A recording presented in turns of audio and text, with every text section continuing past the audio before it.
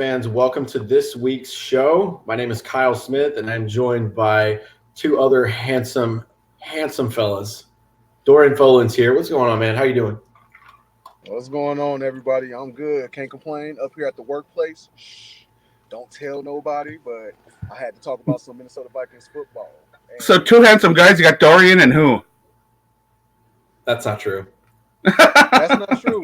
I saved the best for last. Don't you do that to me.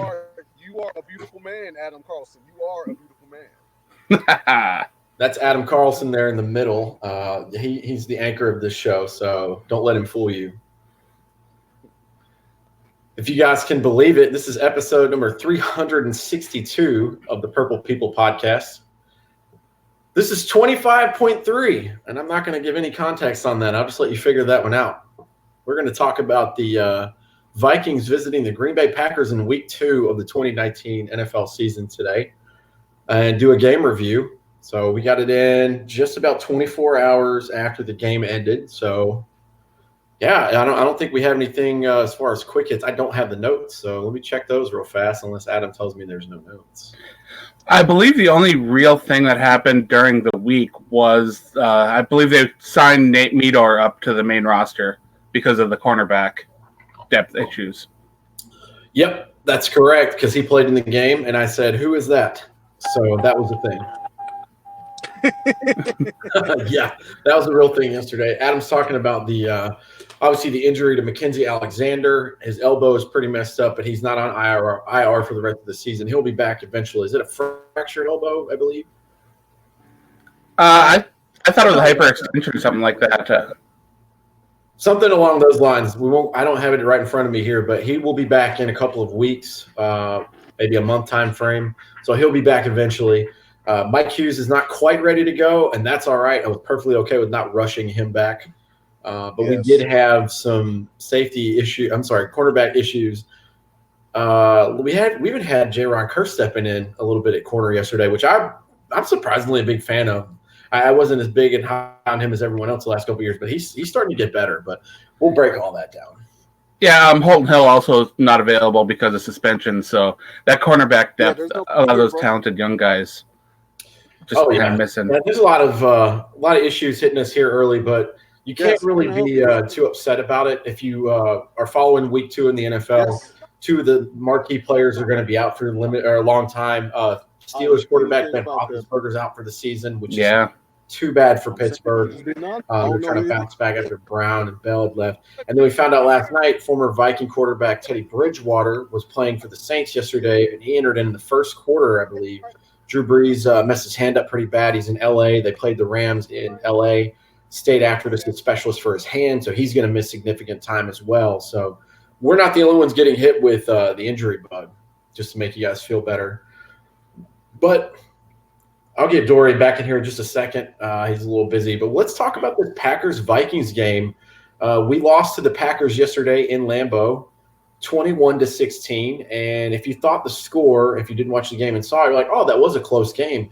And you would be right. But it depends on when you started watching it. If you turned it on in the first quarter and it was going into the second, you would have thought, what is happening? But as I look here, and I was correct because I couldn't believe it at all yesterday, Green Bay scored 14 points in the first quarter, 7 in the second, and they were scoreless the entire second half because the Vikings defense woke up, and they were fantastic. But it was just really, really hard to bounce back from that early deficit. There were some struggles kicking as well. It was a sloppy game by us. The offense, however, and Adam can talk about this too, the offense wasn't terrible. It was just one particular player that I'll talk about. He did not have a good day, and unfortunately plays a really important position. So, yeah, this was a tough day because Minnesota came out, and anytime you go to Lambeau and take on an opponent that's in the division, especially one that there's a border battle with, you know it's going to be a hard-fought game, and you know that it's going to have big implications on the NFC North and the playoff picture as a whole. The fact Minnesota walked in there and Green Bay just rattled off this 21-0 lead right away. It felt like this game was going to get completely out of hand. But then we saw some really cool stuff going on. We saw the cornerback depth step up a little bit. We saw Harrison Smith take control of the game, which was unbelievable watch. We saw Dalvin Cook have some great plays. All that together helped the Vikings stay in this game and make it to where it was a one-score game for a lot of the fourth quarter. The Vikings were able to make adjustments to make things really difficult for Aaron Rodgers throughout the whole game. And then when you add in the fact that the defensive line was just getting pressure from every single spot, it was a really testament to how much this team wanted to win this game and how much they wanted to come back, even though when they first started, Green Bay had an amazing game plan for the Vikings. So, yeah, overcoming that deficit was going to be tough no matter what. But the fact that Minnesota was able to stay in this game and actually made me think for a while, hey, this could happen, was pretty amazing. Yeah, it was very deceptive. The defense played out of their mind for three quarters. Aaron Rodgers is going to Aaron Rodgers for the most part. But he was held in check, and it was just – I like the different looks that they were giving. It's not just we're just going to blitz like crazy. There was good disguises, good deception. Like you said, some of the corners had to step up, and they did a pretty good job. For the most part, the run was contained decently. They had a good chunk of running yardage, but nobody broke off a long play except for us. We're down 21-0, and then here comes Dalvin Cook breaking one off for 75 yards. And then the stadium's just silent. They're like, oh, these guys are actually still in the game. I forgot about that guy who's really fast that is running back for the Vikings. But man, it was an up and down day. There was hope right up until the end, but ultimately, I think we just shot ourselves in the foot early, and then bad play from a couple of players. It just didn't go our way. Dorian, can I get you to turn your phone the other way, man? I'm trying to sorry, man. You're sideways on the other. I tried to do the other like triangle thing too, but that didn't work. But the overall impact of the game, I totally felt like we should have won this game. Through 8 quarters now, 2 games of football, the defense has been pretty outstanding for the most part. I'd say 75% of the time, or maybe up to 80% of the time, they've been pretty lights out. But man, before we jump into breaking all that down, we can go over game balls and donkeys. I didn't get one from Wes yet, so I'm not sure who he wants to give his to, but I'll let you guys go ahead, and whoever wants to start with a game ball. I think I pretty much already gave mine away when I was talking about how the Vikings were able to stay in this game. And my game ball goes to Harrison Smith. Harrison Smith had an unbelievable game. He did everything you could ask him to do, and probably more. The fact that at his age, which 30 is not old for a defensive back, but that experience that he's got on the field to go out and strip balls away, recover fumbles, break up passes, have some great tackles, and even have a real nice play where he forced a Packers receiver out of bounds. I was just, wow. The whole thing was just a testament as to what he can offer the Minnesota Vikings. And that secondary, with how much they were missing a lot of those young corners, for the safeties to step up the way they did and not only cover but play some safety contain as well with tackles. Harrison Smith's value in this defense was just on full display. Yeah, I was going to steal that one from you, but I had a backup just in case, because I thought this guy that I'm going to talk about here had himself a hell of a game too. I'm giving my game ball to Danielle Hunter. Man, this kid is he's so good. He led the team in tackles, 9 overall. He had 6 by himself. He had a sack, another game with a sack, 2 tackles for loss, and 3 different quarterback hits. I love this guy, and he's just a freak of nature athletically. And, man, I would have went with Harrison. I wanted to do a little something different, but Danielle Hunter made his presence felt yet again. And like I said, you could be rattled at 21-0 and think the game is already over. And I think me, just as a fan, the only thing positive I said after that first quarter and a half was, well, at least there's a lot of time left. Yeah. There's a lot of time to rebound back from this. And then the defense started getting pressure, and it was on from that point. But I like. Now, you talked about Danielle Hunter, but we got to talk about that other side too. Everson Griffin put together an amazing game, even though he never got a sack. He was consistently getting pressure. And I know David Bakhtiari was having back problems, and he played this game while he wasn't 100%. But Everson Griffin was able to take advantage of that matchup and just do a great job and consistently getting pressure and getting in that backfield, and that opened up a lot of things for that other side of the defensive line, including the defensive tackles, where Linval Joseph had a sack, Hercules Mataafa broke through and had a nice tackle for loss that just was so good. The depth and talent of that defensive line to go with the experience of a lot of players in that secondary. It was just a magical thing to watch as the game went on. Yeah, the score isn't vindicative of what happened realistically with the game. It's a two-faced kind of story here. But just to give you guys a little bit of breakdown, I know we do a little bit of stats, but we're hitting on the defense so hard, I want to give them a shout-out. There were 2 sacks. There were 7 different tackles for loss. 4 passes were defended, and there were 3 quarterback hits, or I'm sorry, that's 3 from Danielle Hunter. I'm sorry, I messed that one up. Quarterback hits total all the way here at the bottom. We have 9 different quarterback hits. Yeah. It was a great day for the defense, and I really like that Mike Zimmer acknowledged it. You lost. It was a frustrating loss, but, man, it was they did fight till the end, so that was really good. I didn't get to see what Dorian said. Maybe he'll get to join us or not. He actually sent in some of his game ball and donkey choices. Oh, nice. Well, we got that from one. I'm trying to get one from Kyle West, too, but he's working. Yeah. Game ball to Dalvin Cook from Dorian. You can't be mad at that pick. No. That kid's playing. He's right now, I know it's only 2 games, so I sound like a doofus, but 2 games into the NFL, he's the best running back in football. Right now, for my money, I'm taking him. Good Lord, he looks so good. 20 carries, 154 yards on the ground. That alone, including that 75-yard touchdown run where he just looked so good. That is amazing to watch. Then he also added in 3 catches for 37 yards. So as a whole, he had 191 of the Vikings' yards in this game. Yeah, he has a lot of great assets and attributes that he gives to the team, being that dual threat. But you're looking now, I forget, I think he would have had 111 last week. So that adds up to 265 through 2 games, and that's 3 touchdowns on the year so far. He had the longest break of his career. We said 75. And then you hear the passing game too. I mean, didn't he have a passing touchdown last? No, he had 2 rushing. That's right.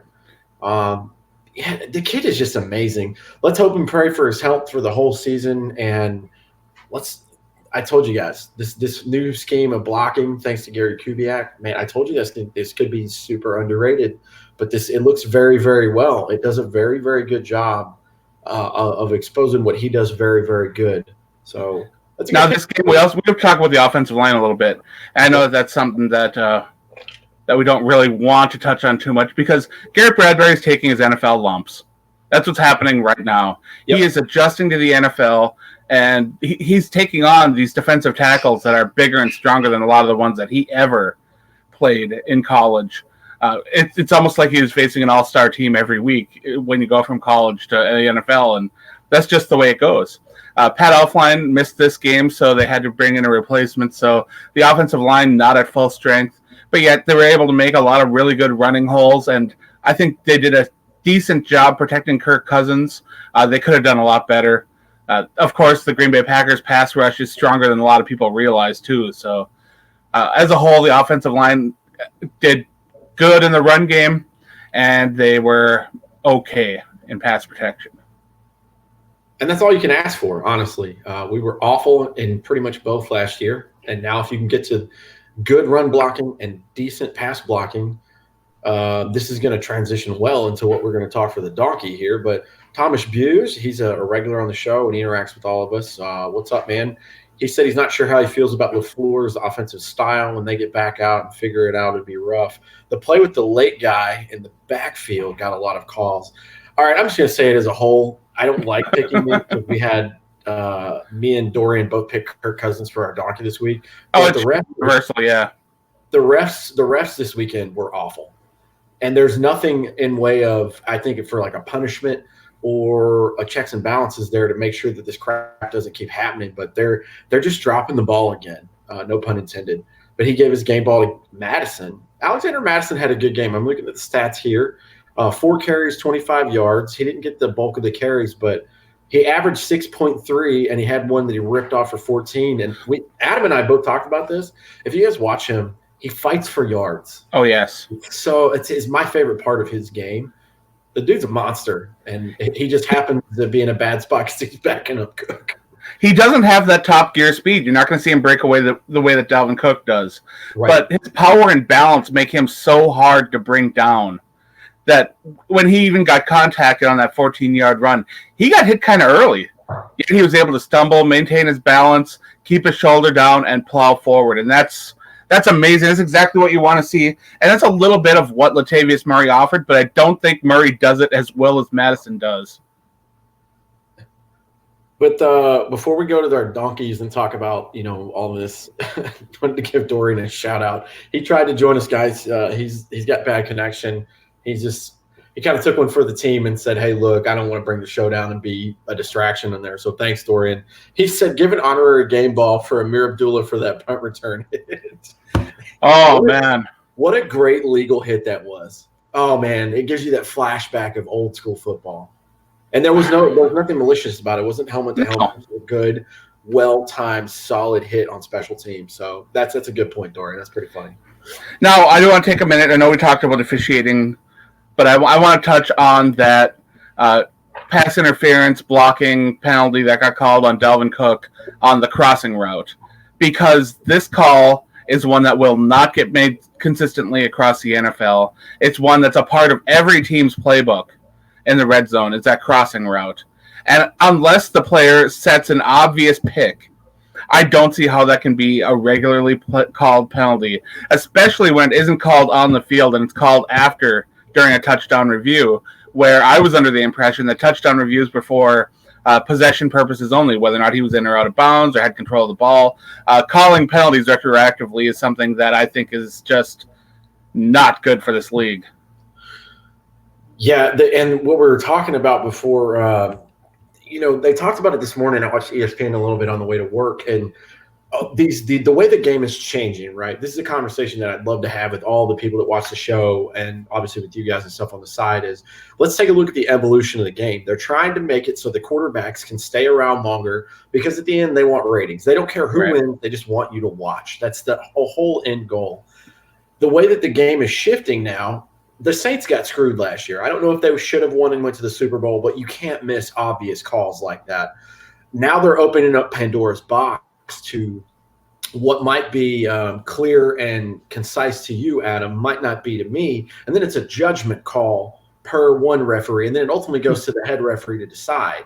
So that's one part of maybe like the pass interference stuff. But for here, like I referred to earlier, what are we doing as far as making these refs accountable for when they blow and they call something that isn't, or they miss something that is?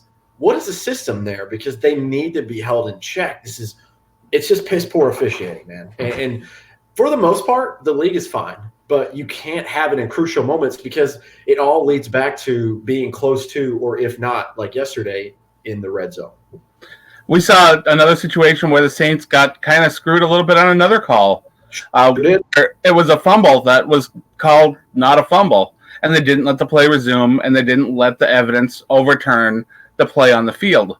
And I don't know, to me it's just a lot of these rules that are being put into place, sure, they look good on paper, but practically they aren't going to do what you want them to do. Nope.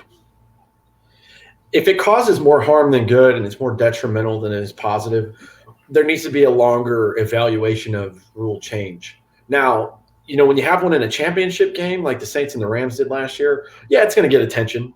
But overall, there's got to be like a test period or a grace period to see. I'd be okay if they come back at the end of the season and say, all right, dude, we fudged that up. We're going to take that back and let it go back to this. Or, hey, we said we were going to do this, but we didn't do it strict enough or enforce it enough. We're going to crack down on this. But something needs to be said because it just doesn't even get talked about. I think that's my biggest gripe about it. It just doesn't get talked about enough. And what you're talking about with Dalvin Cook, I don't see him blocking. I think he was literally trying to get out of the way, but the guy was twice the size. Was it a linebacker or a tackle or an end? I don't know, but they were huge. They can't get out of the way if the guy's standing there. And of course, one of the reasons why they run those crossing routes is to confuse the defensive backs and create a situation where it's difficult to cover both. That's the way the play is drawn up. And it's been run for years. It's one of the major plays that the New England Patriots run every time they get in the red zone.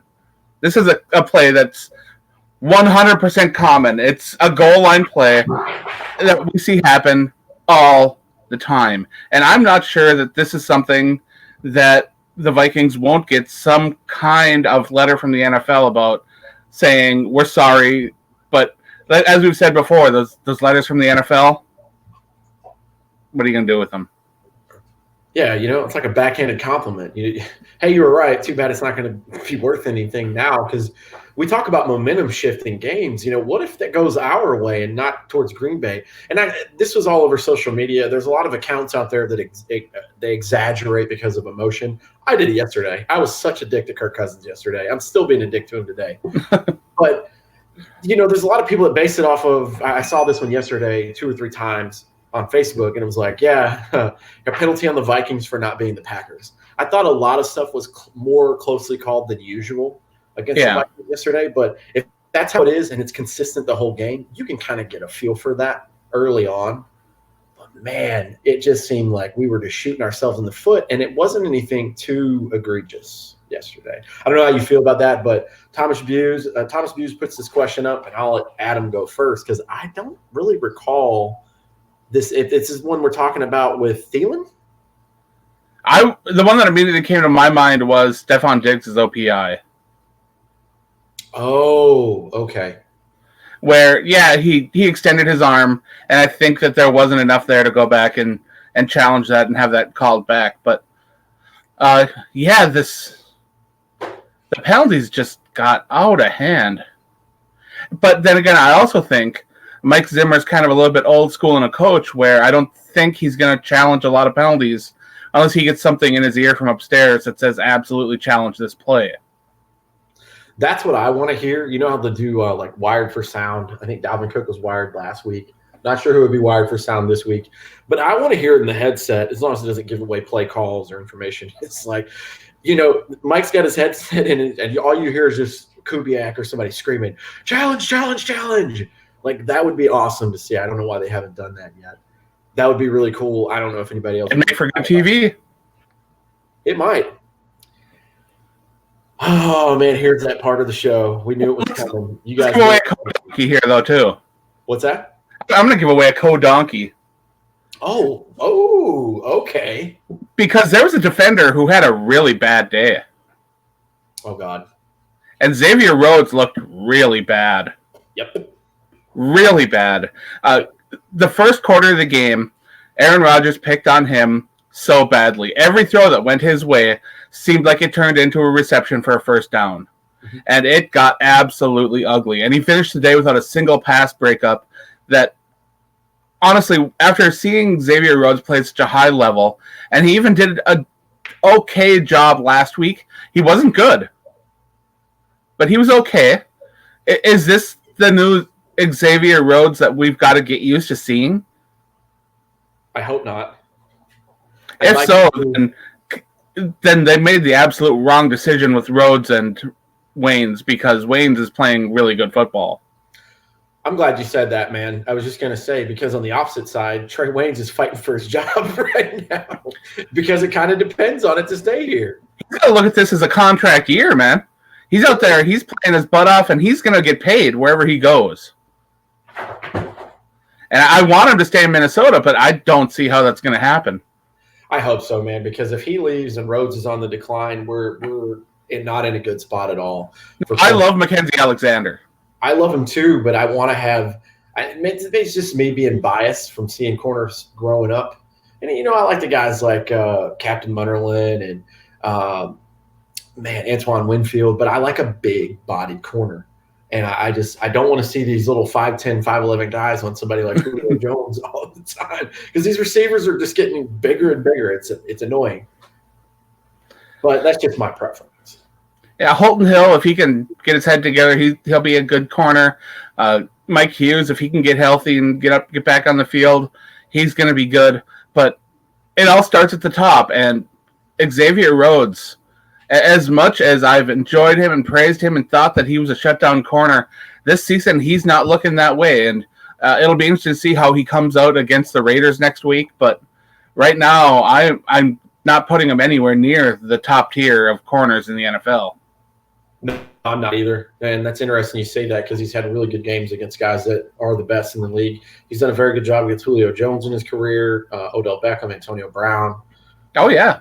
He's done a great job, Mike Evans. He's held all those top guys, but it's been a rough go. I said this too. I said this before. I'm eating crow a little bit on a lot, actually, on Everson Griffin so far, but I am not eating any sort of crow on what I said about Xavier Rhodes, getting rid of him a year early. Or maybe like you said, that's a great point for you earlier, talking about the contracts being flip-flopped. So I have to ask, who's your co-docking with? You have Xavier Rhodes. Who's the other one? Oh, Cousins. I mean, we all went across the board on Cousins, but I definitely wanted to add in that Xavier Rhodes is not immune to this criticism because I tend to be a little bit more lenient with good players who have a bad game. Right. But I just couldn't ignore it anymore. I wanted to go with the refs too, saying that too. But if I'm going to do a co-donkey with you, man, I hate to say this. I'm giving mine to Stephon Diggs. I can't believe this kid is number one, he's out of character yesterday, dropping a couple of clutch passes. But that whole taking your helmet off kind of thing, I really, there's nothing more that I kind of gets on me personally on my nerves.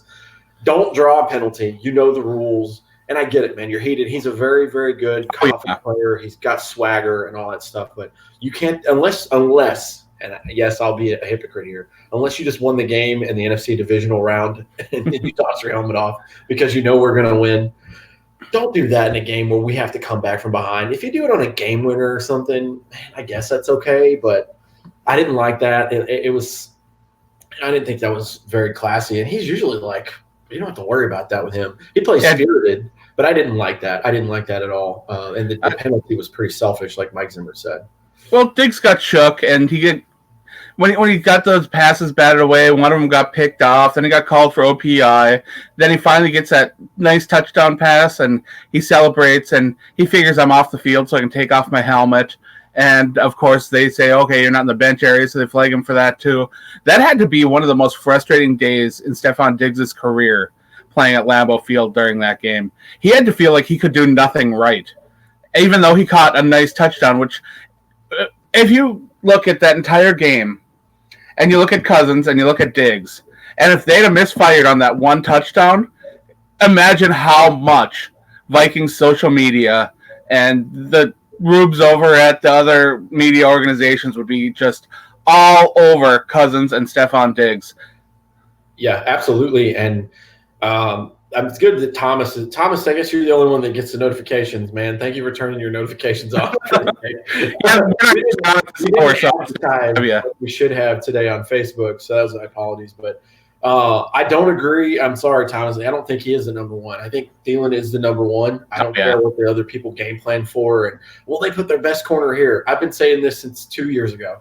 I don't care what the other team plans for. I'm looking for who would I throw to in the clutch that I know is going to catch it. And these guys are 1A, 1B. When I say one is above the other, please don't take it as I'm crapping on Stephon Diggs because I love the kid. I love him to death. But, he did miss some catches, the outburst for the penalty. I'm not going to fault him for not being the number one. He just lines up where he lines up. But, man, he didn't have his best day. I'm glad that he got the touchdown. I don't know how the hell Kirk Cousins fit the ball there. It was even a little bit underthrown, but they both made great adjustments. Okay, it's happening now. I have to say it. I'm just going to go ahead and do it. Kirk Cousins got my donkey. He got Adam's donkey so far, Dorian. And I'm sure that if Kyle was able to message us and tell us he's at work right now, he would say the same thing or at least be the co-donkey. We're 18 games into the Kirk Cousins experiment. He's won 9 games. The stats are amazing. A touchdown last week, a touchdown yesterday. So, 32 touchdowns, 12 to 13 picks.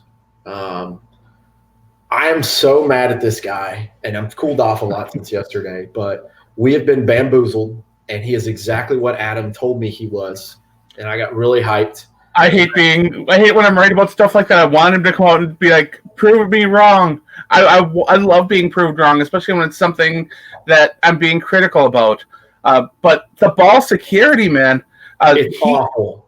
He fumbled twice, lost one of them, threw a horrible pass into triple coverage with Diggs that ended up getting picked off and could have been a pick six. So then he threw that on the run towards the corner of the end zone. It was a Mitchell Trubisky pass. It was the same pass that Trubisky bit on, that we were making fun of Trubisky for last week. There's nothing I can say other than I drank the Kool-Aid, and it is a good enough sample size. I don't care what anyone says. You don't make that throw on first down. You never make that throw on first down. I understand if you've got a 6'6" wide receiver that can go up and make a challenge for the ball, but this isn't a jump ball situation where you have that number one tall red zone target that you're going to. This is just an insane gamble. Yeah, I'm not even going to fault because I had someone else ask. I think it might have been through Instagram. Well, don't you fault the offense? I think it was my dad, actually. I was talking to him last night. My dad's a Chiefs fan, so of course he's living the high life right now with, new school Brett Favre and his team. But, why didn't you run the ball so good all day? Why didn't you run it? How about you just don't throw it to the end zone to 3 defenders like Matt Ryan did last week against Anthony Harris? I mean, we just watched, and Kirk said it in the postgame. He's like, yeah, we actually happened to us last week, blah, blah. I'm telling you right now, I will support this team as a fan. I'm being dramatic right now, but that's what this podcast is about. And that's how I'm going to be. I'm going to support this team, and I hope that he wins. But if I had to put my money on two things in football, is never count out the Patriots to win a Super Bowl every year, and don't ever put your money in any situation on Kirk Cousins being clutch, because he crumbles under pressure. He has the physical talent to do anything he wants. See the game in Green Bay last year. That throw to Thielen was his best throw of the entire season. Oh, yeah. I don't know how he fit that in there, but he played out of his mind. I've seen him do it, but he made piss-poor decisions in a game that felt like playoff implications this early in the season, because the Bears, they don't look as good as they were last year, and we predicted it. I'm not scared of the Lions. The Packers are going to reestablish themselves. This defense is for real, but he's just not clutch, man. He's a 500 quarterback that'll get you good stats, but he's never going to win you anything of merit. I said this in our chat, and we have 2 seasons of this left, guys. Strap in, because we're screwed if you ask me for the next – and maybe he comes out and proves me wrong, but I drank the Kool-Aid. Adam was right, and I'm so frustrated with this guy. I'm so frustrated. I can't blame the offensive coordinator for making that call to try to surprise the defense with a pass that wasn't to an area that they hadn't gone with when they've been running on first down through most of the game. The play call makes sense. Yeah. But the problem is that you've got to have a quarterback who doesn't make that throw, that looks at it and says, this is not a good risk. Mm-hmm. And not only did he stare down that corner the entire time, knowing that he was going there, but we saw him in other situations where he could have thrown the ball up, and he didn't. There was a time that he had Kyle Rudolph in the end zone next to a small defensive back. There you go. Take that gamble. This might be, and I don't know because I didn't watch him a lot in Washington, but this has to be his worst game that he's ever played. It's got to be. Like Adam was saying, 2 interceptions, 1 in the end zone to pretty much seal the game. 2 fumbles. He lost one of those. I'm just reading you guys the stats because we usually dabble into stats here. We talked about the running backs a little bit. Let's talk about Kirk Cousins. 14 of 32. I believe that's 45%. Quarterback rating of 4.0 and an overall rating of 52.9. Just to put that in perspective, if you guys don't know the quarterback system, I believe a perfect passer rating is like 158.3 or something like that. The guy had a 52.9 overall rating. He was abysmal yesterday, and I'm fully and wholeheartedly putting that loss on him. Cook played out of his mind. The defense adjusted. Mike Zimmer, I had this yesterday too, asking. I think my ex-wife asked me this. She goes, what do you think about Zimmer? Is he on the seat? I was like, I don't think so at all.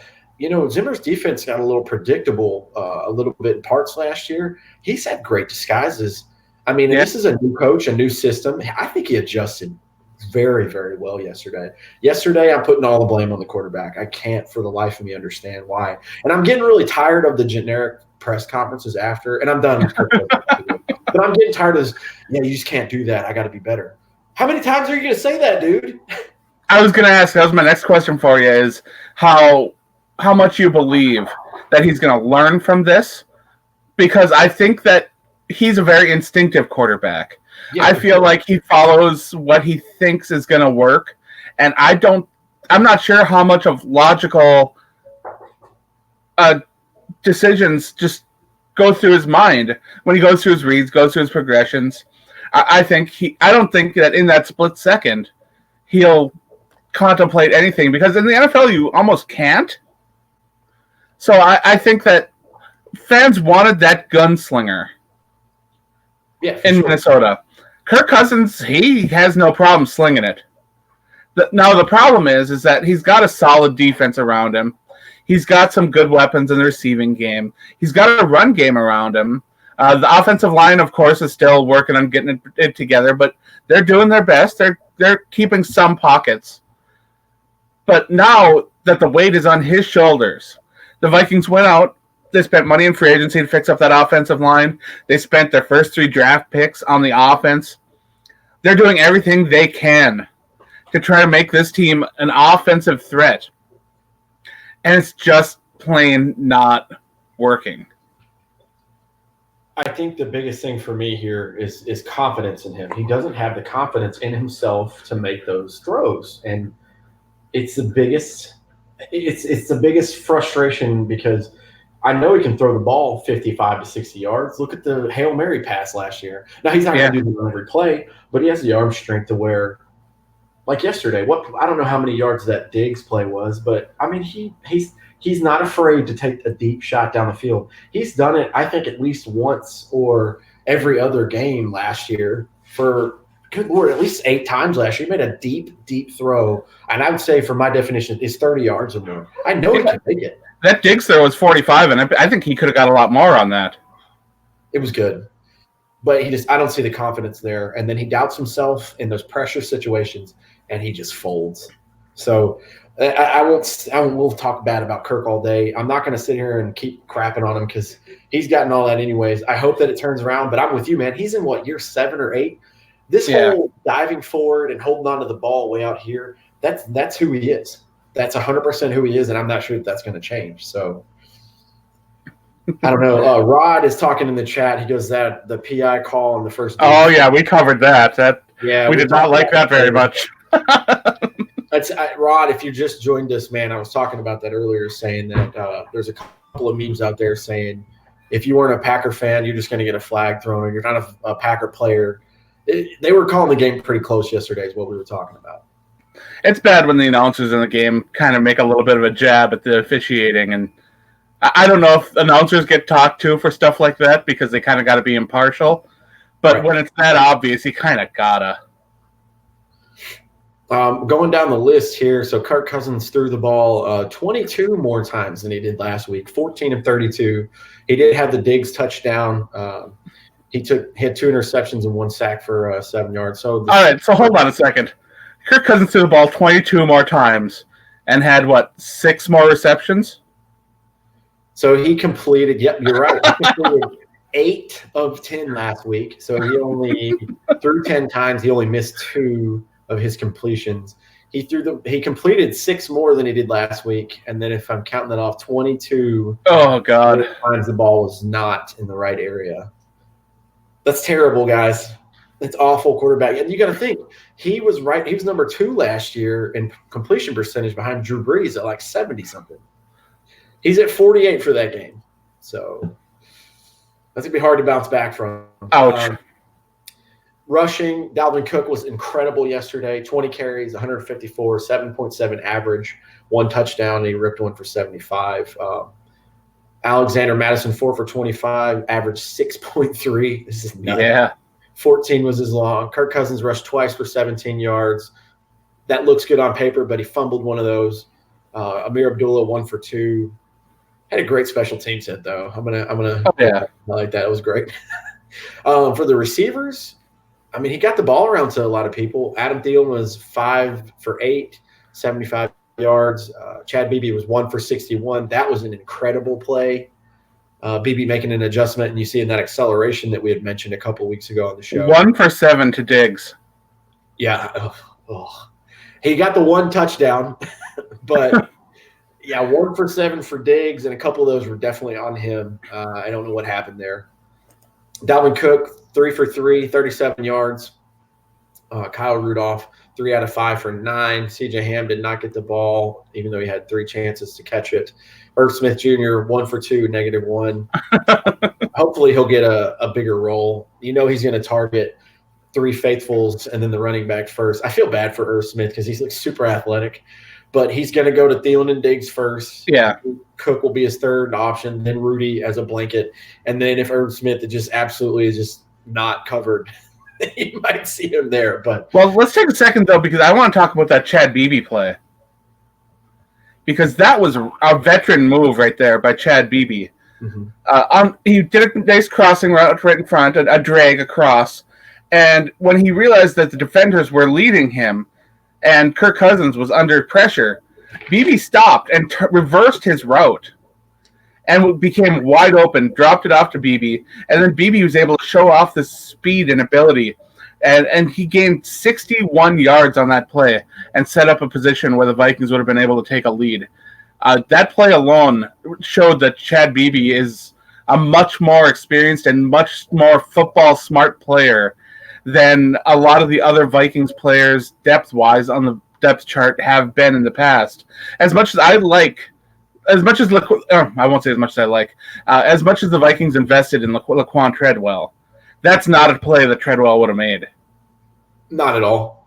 I think he's still a free agent too, man. I figured the Giants are hurting pretty bad for receivers. Maybe Washington figured they would have picked somebody up, but he's still out there. Speaking of Treadwell, I'm with you, man.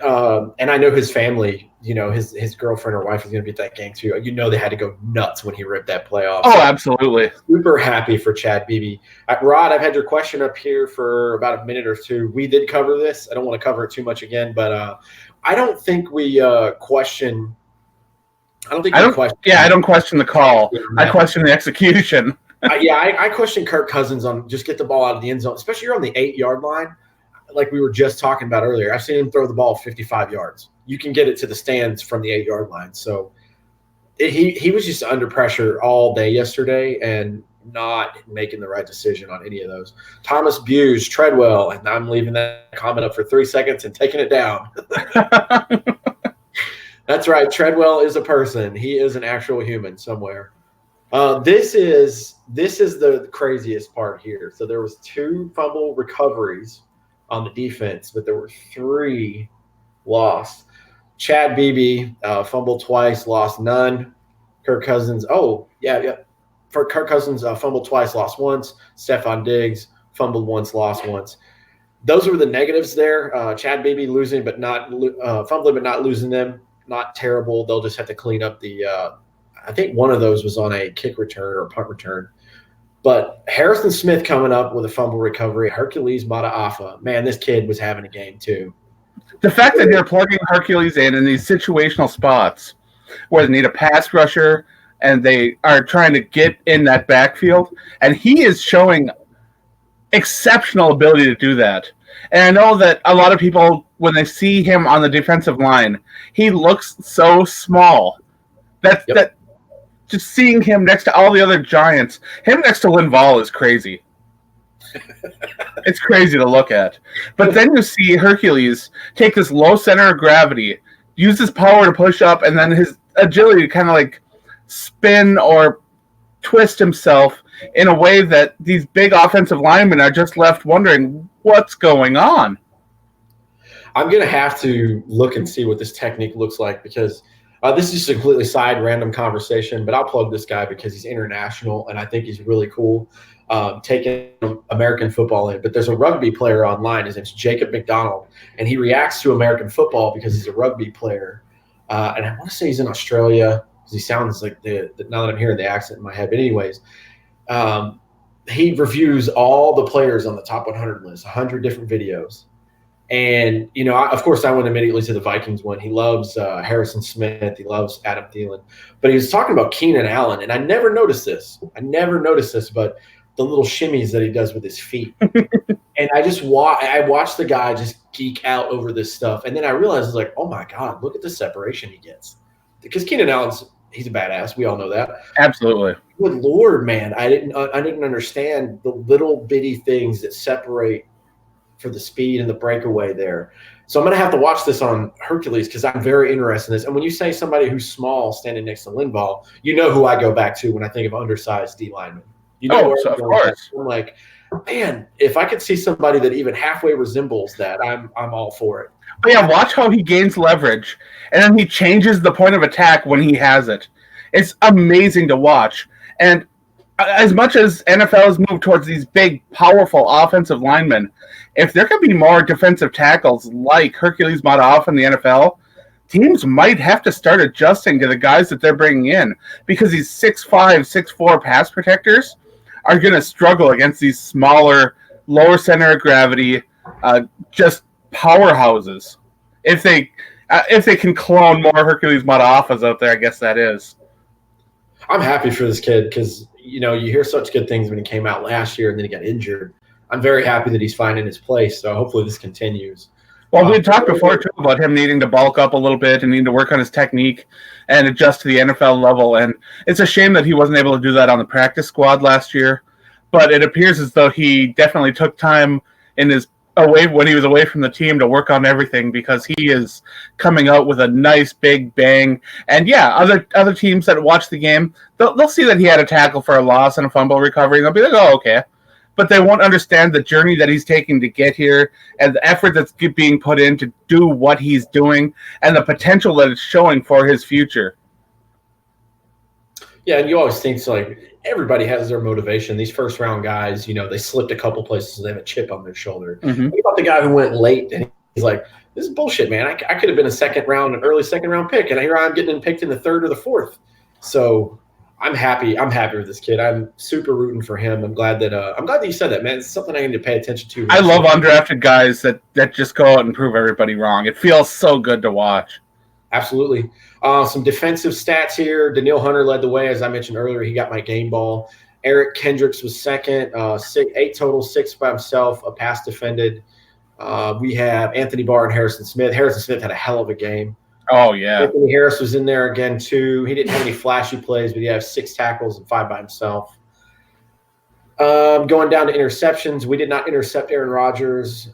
Kirk Cousins was intercepted twice. No kick returns, punt returns. Chad Beebe, 4 for 25 yards. Longest was 15. He's serviceable there. He hasn't done anything too flashy yet, but I like him better in the punt than I do Amir Abdullah on the kicks, which is probably why we do team touchback. Yeah, most of the time, which is okay. You'll never hear us complain about that. I want to talk for a second too about that Trey Waynes really heads up play where he went for the tackle on the sideline against a Green Bay defender, and he pretty much rode the Green Bay Packer catcher on his back out of bounds. Oh yeah, so yeah. It was such a heads up play.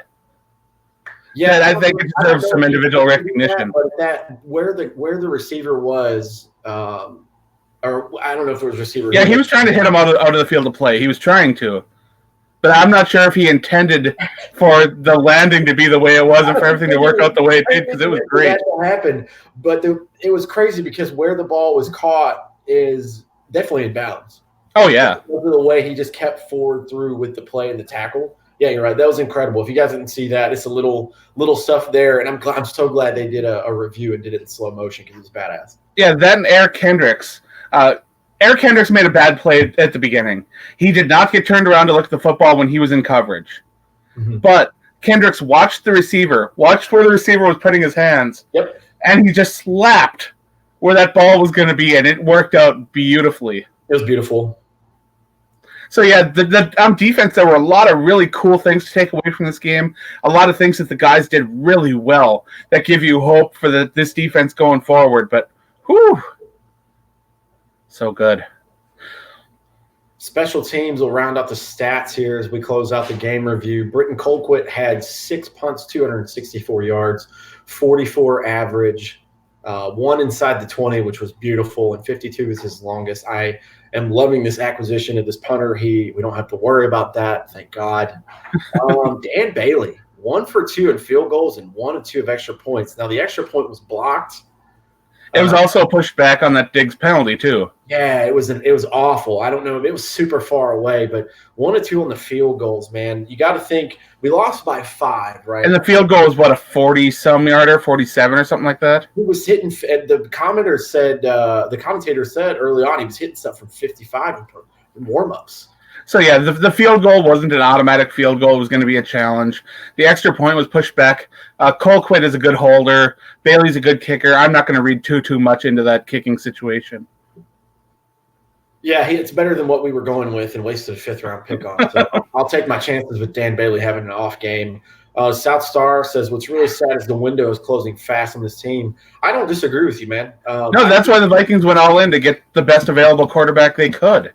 Yeah, 100%. I thought about this earlier today, and you think about the teams. It goes in, unless you're the Patriots, it's every year there's a window going. We can start back with the Panthers, right? They went 15-1, Kansas MVP. I've never seen somebody be that big and huge and running back like win the MVP. And I was like, I'm for sure they're going to win. Next year, they don't go to the playoffs. Next year, they're out in the first round. Last year, they didn't go. The Falcons, man. The Falcons had the Super Bowl won, and then they're out of there in the playoffs in the first round the next year. They don't make it last year. You think about another team that's losing their window and they're trying like hell to get there. We just mentioned them earlier, the Saints. They've been screwed. I'm sorry you guys couldn't tackle 2 years ago, but they got shit out of the playoffs early, and they keep progressing every year. And now Drew Brees is sidelined for probably 6 games. I'm rooting for Teddy, but I don't know if he's Drew Brees. That team's going to be really different with Teddy. That's for sure. Yeah, they're going to have to do things to accommodate to him for sure. But I'm agreeing with you, man. These guys aren't getting any younger. There's only so many years that they can keep this level of play up. And Mike Zimmer's a good defensive guy, but they're going to get a little bit slower. They're going to get a little bit less. They're going to get a little weaker, and that's what happens in age. Their bodies are going to break down a little more. So I'm with you. We're in the window right now, but if it's me talking, unless you're going out there and getting a Carson Wentz for the future or an Andrew Luck or somebody that's got that much talent, you're never going to win with a mediocre quarterback. The last time it happened, minus Peyton Manning, can we think about it? When's the last time, minus the crazy year that Peyton Manning threw like 11 touchdowns and 19 picks when they played the Panthers? When was an average quarterback that won a Super Bowl? Was it who was it, Baltimore? Trent Dilfer? Was that it? I don't know, but I want to talk about Denver for a second, too, because when we're talking about new quarterbacks in places where defenses are supposed to be good, wow, the Vikings actually look like they might have gotten a better deal with Cousins than the Broncos did with Flacco. Oh, God, he's terrible. That game was terrible all the way around. But, yeah, I agree with South Star here. The Vikings, they won week 1 on the legs of their running backs. They plowed through, and of course, Kirk Cousins only needed to throw the ball 10 times. And a lot of the takes after that game was the best way to win a game if you're the Vikings is to minimize Kirk Cousins. And sure, a lot of Vikings fans came out to kind of say, oh, well, he just didn't need to throw that many times. And now this game happened, and now those fans that were saying that Kirk Cousins, sure, when he gets a little bit more throwing, he'll be all right. And now that's tough. It's tough to look back on and say, I wanted to say that he would be fine in situations where he's throwing the ball 30 times a game. But this game alone, I haven't seen one this bad from Cousins ever. And I don't know if there'll ever be another game this bad from Cousins ever.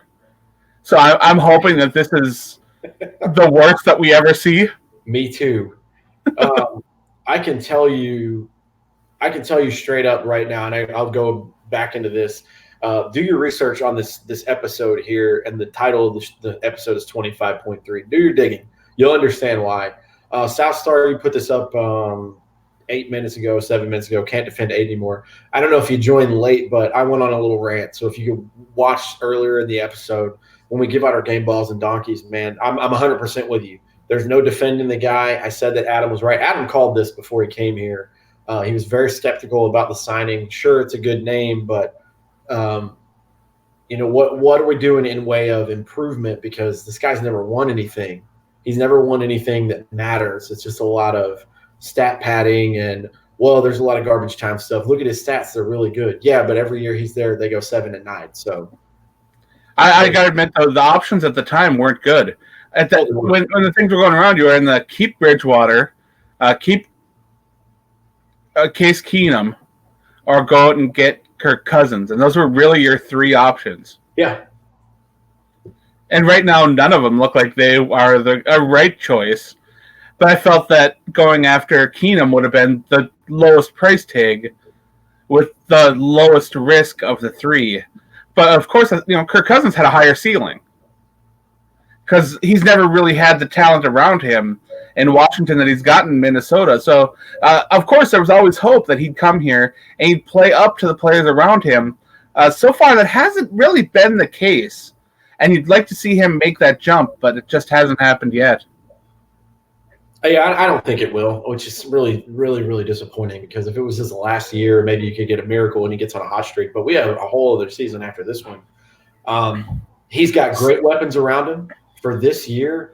It seems like, and it's 2 games in, it's just not enough sample size. But the offensive line's doing a great job. They're improved. Yeah, they're doing better than last year because we defended him last year. He couldn't get the ball out quick enough because somebody was in his face. You got time now, and with more time than last year, you're making bad decisions. So I'm not gonna go back and defend him if he's gonna make poor decisions like that. We kind of beat that horse into the ground. I'm much nicer than I was yesterday. I'm just gonna say that. I'm glad we had a little bit of time to kind of relax a little bit. I would have said bad things on the show, and it would have made us look not classy, and we stay classy here for the most part. But now Dorian was fired up, and I'm kind of disappointed that he wasn't able to be here because I kind of wanted to see this fired up Dorian going off. Yeah. Oh, see, this is the thing I'm talking about, man. You talk about these great picks that we had, Dalvin Cook looks great, 2nd-round pick. Hercules Bada has an injury, comes back, he looks great. You have all these good decisions by the general manager, and then you go out and pay $84 guaranteed million to Kirk Cousins, and you're just like, I think that could be a segment I could talk about on another show, but we've tried to put Band-Aids on bullet wounds at the quarterback position for this team way too long. And I wonder when we're going to find our Deshaun Watson, when we're going to go out and get a guy, number one. Now, this is exactly what we need to talk about right now. Because I don't know, we're in week 2 of the season, so this feels super premature. But this has to be something that the Vikings address in their front offices. Is this the year they go after a quarterback in the draft? Now, I don't want to see them reach. If the top prospects are gone at the beginning, sure. Maybe wait until next year and go for a top prospect and one that you really like. But Minnesota has to start looking to the future. And they've got to understand, is Kirk Cousins the guy they're going to want to give an extension to keep around? Right now, I would say no. No. Now, I don't know how the front office feels about that. Maybe they feel like he does give them the best chance to win, so they're going to keep him around. And that's understandable, too. It's just a different take, and I get that. But the window on drafting a great quarterback is tough. Sure, some quarterbacks slip till later in the draft, but majority of the time, you're going to find the best quarterbacks near the top of the draft.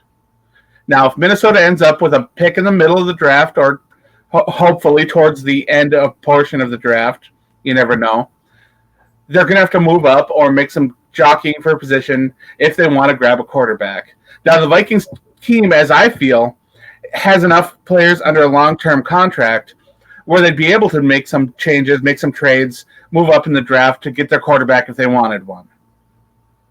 So the question is will that happen this year, or will they use their draft pick to go all in with Kirk Cousins and try to get a win in year 3 of the Cousins deal? I can tell you what I think they should do, and this is just me being me, and I don't know because I'm not a general manager, and I know jack squat. about any of this stuff as far as scouting and finances and stuff, but I can tell you what the average fan is saying, or what one of them is saying to me. South Star, I'll answer your question in just a second.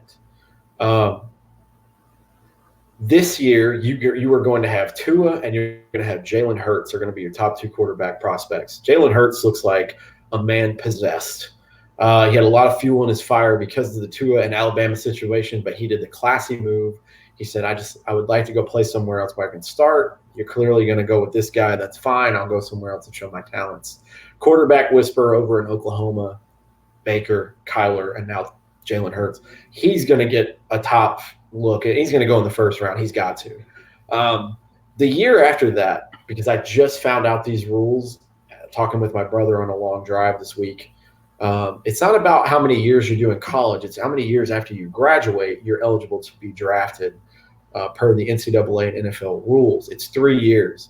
The kid at Clemson is 19 right now. He turns 20 next month. So that means he'll be 21 next October, which means the following draft he'll be ready to go. So that'll be Kirk Cousins' last year.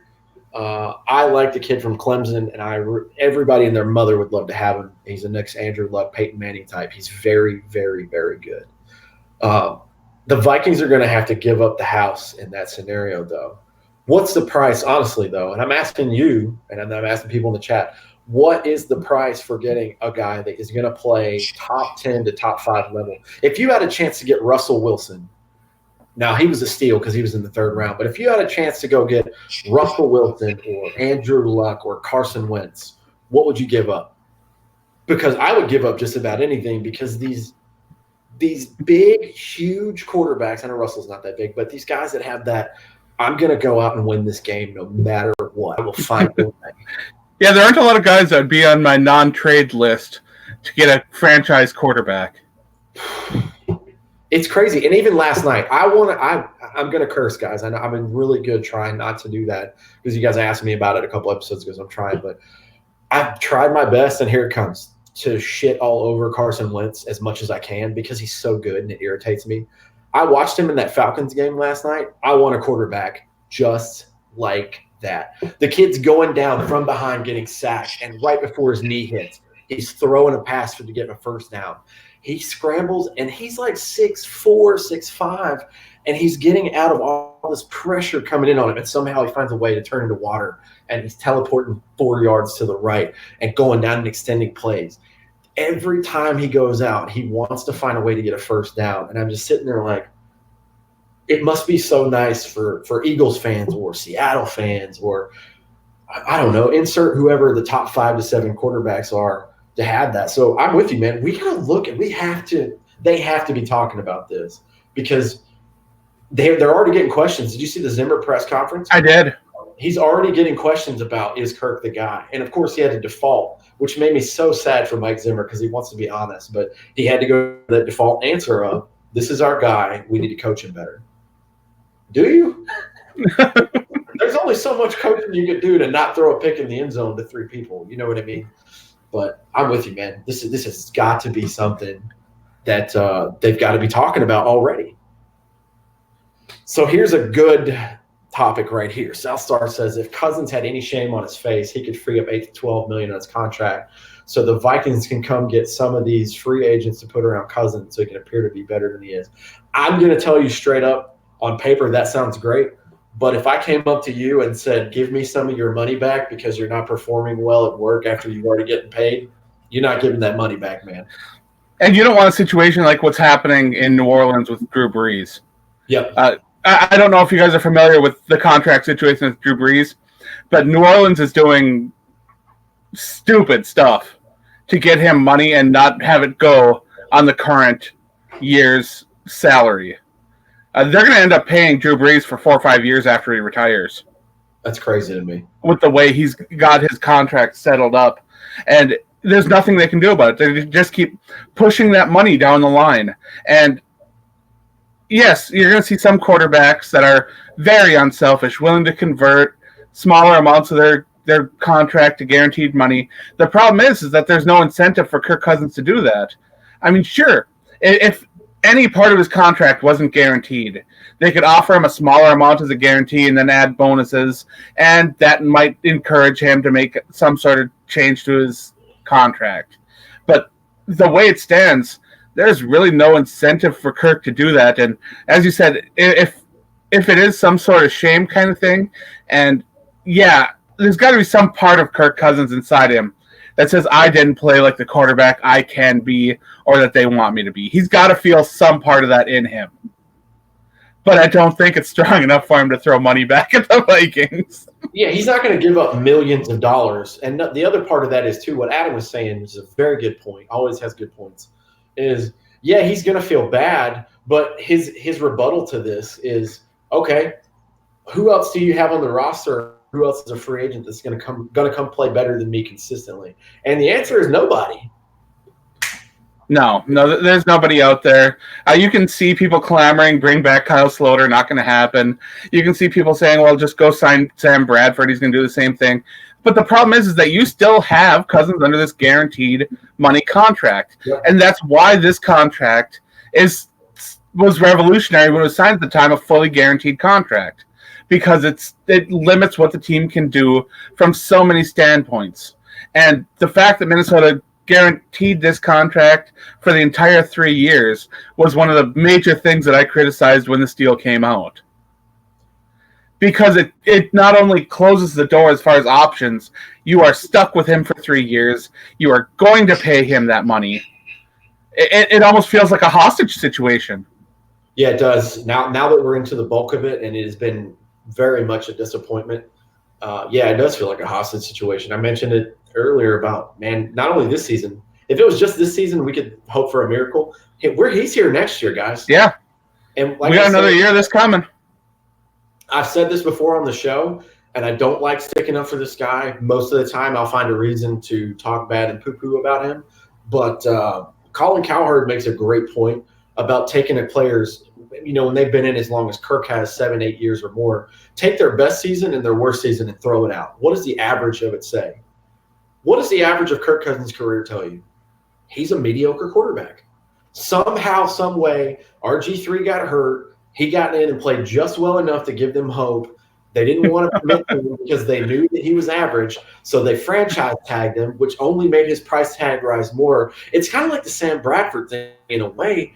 His agent and this whole game plan, they're geniuses because he's not worth the money he's made, even though he's got some good stats and he's had flashes here or there very periodically.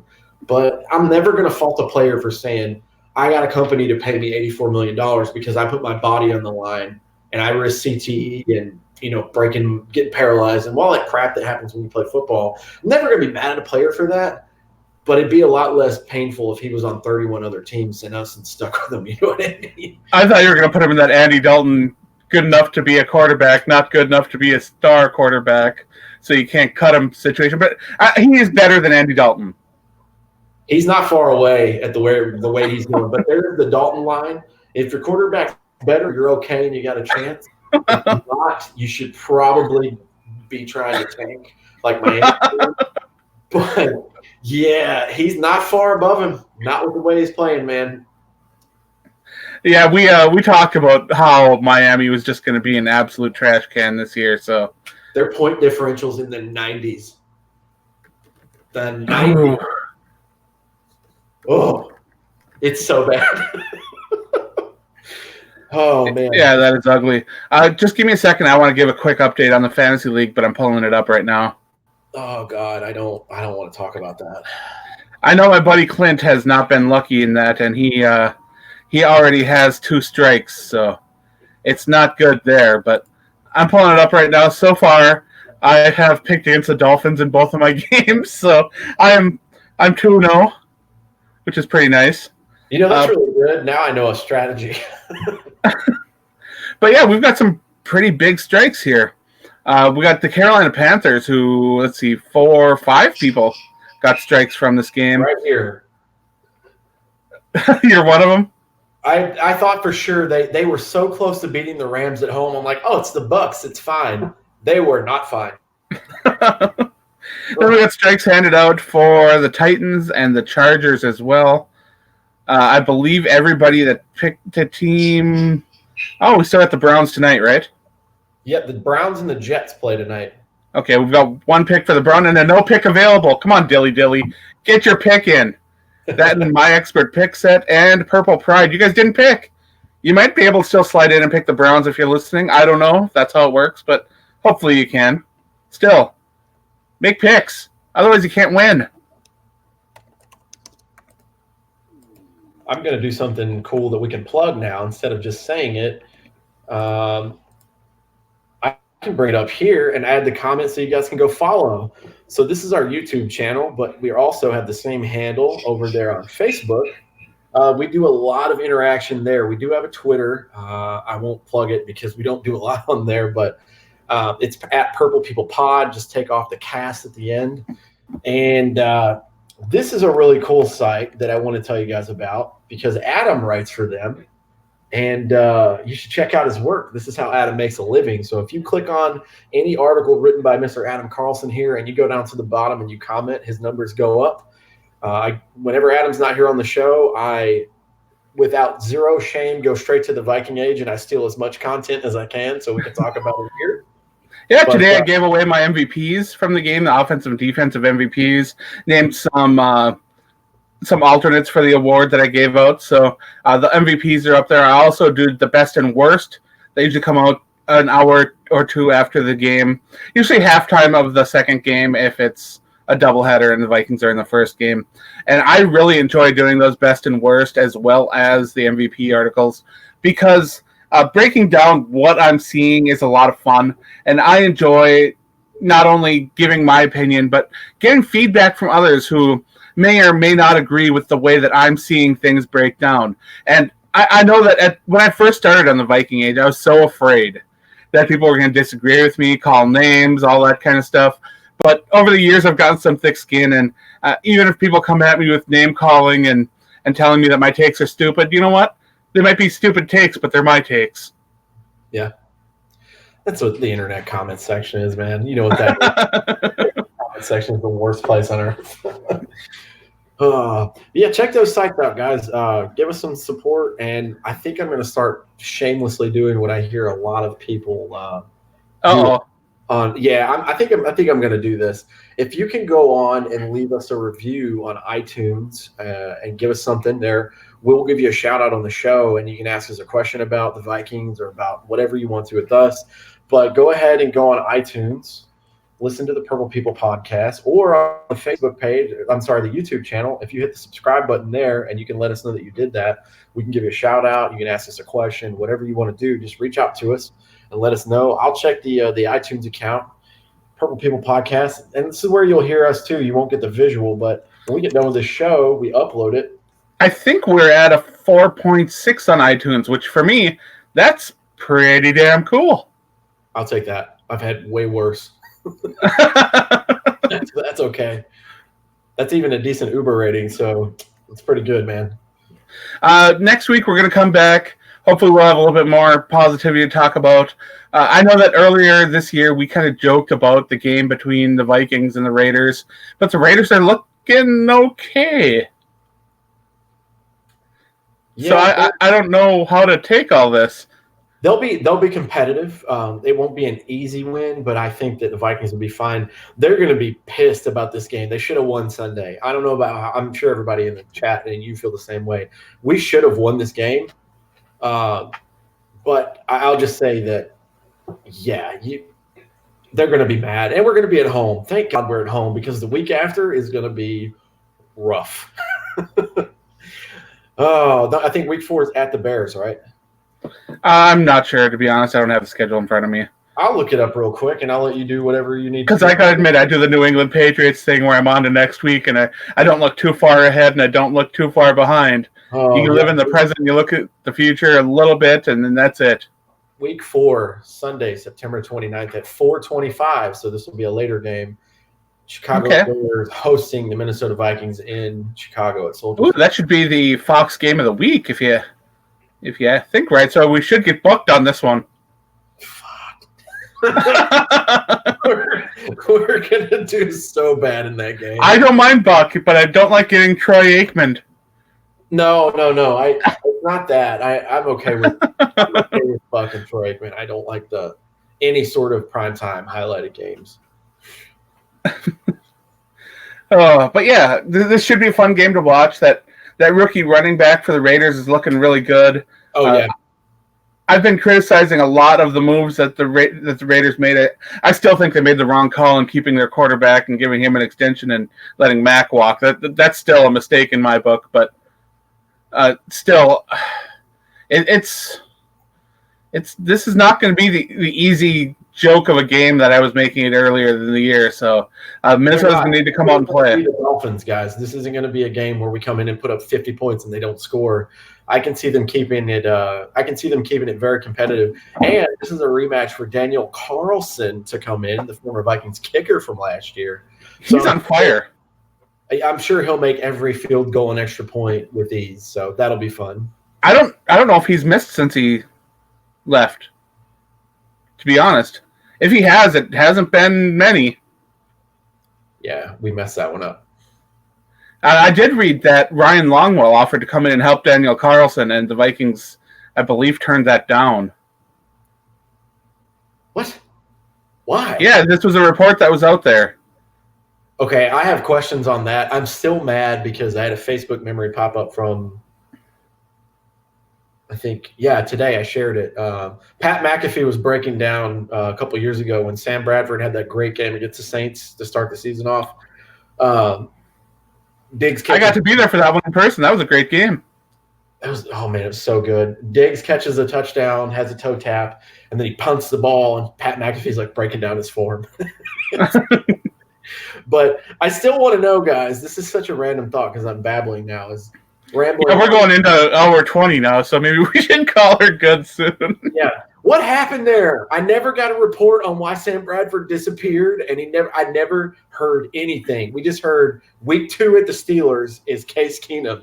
I never got answers, and I want to know what happened. Anyways, that's all I got for the show this week. Yeah, I do want to thank you for plugging the Viking Age. Of course, go check that out. I write stuff over there once in a while when I'm not watching wrestling or playing video games. So, yeah, it's what I do. I also want to have my Walking Dead fans check out my work over on Undead Walking. I know that Fear the Walking Dead might not be a lot of people's cup of tea, and right now it's kind of in a situation where I'm not feeling it a ton myself, but that doesn't mean that The Walking Dead won't be back in, I believe, 2 weeks. So, if you're a fan of The Walking Dead, Season 10 years of The Walking Dead has almost arrived. So, if you're into zombies the way I am, head on over, check it out. We're going to have lots of cool content. We've also got some cool interviews from the directors of episodes of The Walking Dead, previews for the next week's episode broken down. There's a lot going on over on Undead Walking, so if you're into that, go check it out. Awesome. Also, go buy Kyle's stuff. We've got it, I believe, pinned to the top of our Purple People Podcast Facebook page. So go buy yourself a Purple People Podcast shirt. If you're not into that, there's some cool Vikings pictures that you can buy to put on your wall. There's squirrel shower curtains that you can buy if you want. He's got a little bit of everything and some really cool, creepy pictures. So if you are into art and you want some wall art, shower curtains, pillows, whatever, there's Viking stuff, there's sports entertainment stuff, there's nature stuff, there's horror stuff. He's got a little bit of everything there. So go check it out. And you can get it on coffee mugs or whatever you want. It's a lot of fun. As a matter of fact, I should try to get myself a nice Purple People Podcast coffee mug. I think that'd be nice.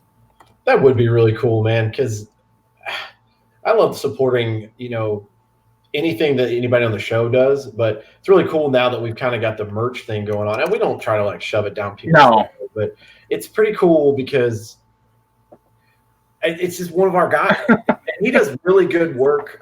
He did, like you mentioned, the pictures. Guys, if you're into Halloween and the fall type stuff, Kyle has some great talent on that side of the camera. Go check that stuff out. I'm trying to look it up now, and I can share the screen with you guys, but we could do that another time because we were running super long on the show. Yeah, our intention was to have a nice quick episode. Our third guy drops out, so we're like, oh, okay, now we got to kind of stretch things out, and then we go an hour and a half.